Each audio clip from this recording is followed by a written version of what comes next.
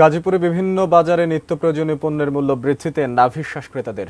জয়দেবপুর বাজার থেকে বিস্তারিত জানাচ্ছেন মাজহারুল ইসলাম মাসুম। আমরা সরাসরি যুক্ত হচ্ছি তার সঙ্গে। মাসুম, নিশ্চয়ই শুনতে পাচ্ছেন বৃষ্টির কারণেই কিন্তু বেশ কয়েক জায়গায় সবজির বাজারের যে উত্থান দেখা যাচ্ছে। তো গাজীপুরের কি অবস্থা, কেমন দেখতে পাচ্ছেন সবজির বাজারের?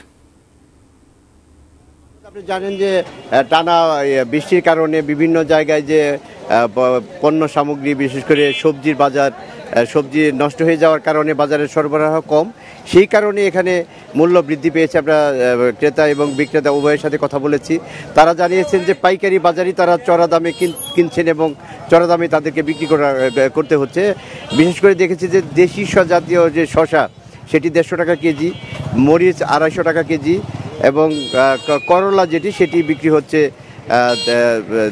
120 টাকা কেজি দরে। অর্থাৎ সব পণ্যেরই মূল্য ঊর্ধ্বগতি, ফলে নাভিশ্বাস উঠেছে ক্রেতাদের। তারা জানিয়েছেন যে তাদের যে স্বল্প আয়, সেই আয় দিয়ে তারা সবজির বাজারে এসে তাদের যে বাজেট সেটি কুলিয়ে উঠতে পারছেন না।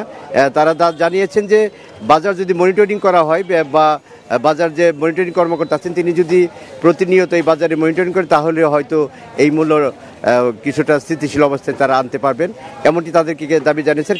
কিন্তু বিক্রেতারা বলছেন যে হঠাৎ করেই এই বৃষ্টির কারণে বাজারে যে শাকসবজির সরবরাহ কম থাকার কারণে এই মূল্যটি বৃদ্ধি পেয়েছে। মাহমুদ।